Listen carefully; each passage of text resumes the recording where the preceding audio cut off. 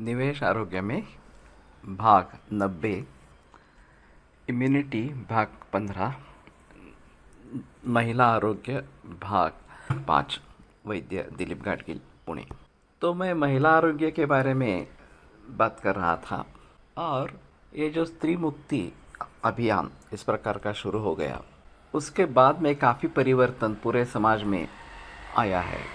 अभी इसको काफ़ी बरस हो चुके हैं, तो एक बार पीछे मुड़कर देखना ज़रूरी इस प्रकार का रहेगा कि हमें इससे कितना फ़ायदा हुआ है और नुकसान भी किस प्रकार का हुआ है।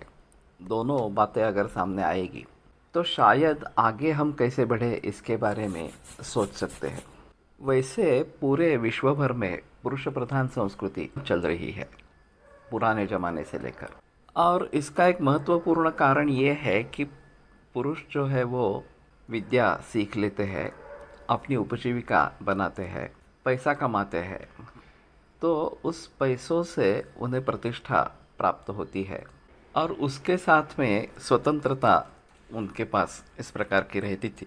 और फिर वो व्यभिचार करते थे तो भी समाज मान्य कर लेता था कि ठीक है, ये पैसे कमाने वाला है वगैरह वगैरह। और फिर औरतों के बारे में अच्छा बर्ताव नहीं होता था। इस प्रकार के कुछ उदाहरण निश्चित रूप से है।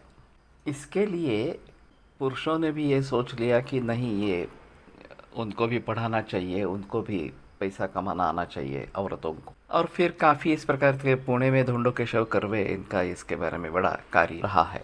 तो महिलाएं सीखने लगी, पहला जो बदलाव आया वो महिलाएं सीखने लगी। फिर उसके साथ अर्थार्जन भी शुरू हो गया। अर्थार्जन शुरू हो गया तो प्रतिष्ठा प्राप्त होने लगी।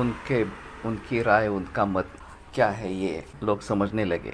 और फिर आगे चलकर इस स्वतंत्रता को अच्छी तरीके से निभाने के लिए या किसी भी क्षेत्र में वो पुरुषों से कम नहीं है ये दिखाने के लिए कोशिश शुरू हो गई। तो ये बात सही है कि स्त्रियों के लिए ये बहुत ही अच्छा इस प्रकार का माहौल बन गया, लेकिन इसके साथ में परिवार यंत्रणा पूरी ध्वस्त हो गई।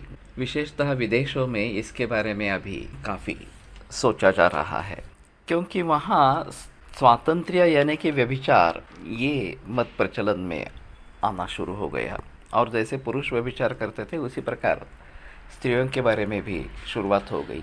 लैट रिलेशनशिप ये बताया जाता है कि लिविंग अपार्ट टुगेदर, तो दोनों के अलग अलग इस प्रकार के पार्टनर होते रहते हैं और फिर जैसे मौका मिले, जैसी सुविधा हो, इस प्रकार से दोनों अलग अलग उपभोग लेते रहते हैं। उनको समाधान मिलता है, आनंद मिलता है या नहीं मिलता है ये अलग बात है, लेकिन बच्चों के बारे में ये बड़ा सदमा होता है। उनको माँ बाप का प्यार दुलार नहीं मिलता, उनकी परवरिश अच्छी नहीं होती, और फिर वो अगर बहक जाते हैं, व्यसनाधीन इस प्रकार के हो जाते हैं, तो ये दोष किसका है? और अगर बच्चे ही अच्छे तरीके से नहीं रहेंगे तो राष्ट्र कैसा रहेगा? ये राष्ट्र का आधार है, और उन्हीं के बारे में अगर इस प्रकार की परिस्थिति हो जाती है तो इस सभी के बारे में हमें मूलभूत रूप से फिर से एक बार सोचना है कि हमने क्या गंवाया, क्या पाया और क्या सही है और कैसे आगे बढ़ेंगे। तो इसके बारे में विचार विमर्श होना ज़रूरी है।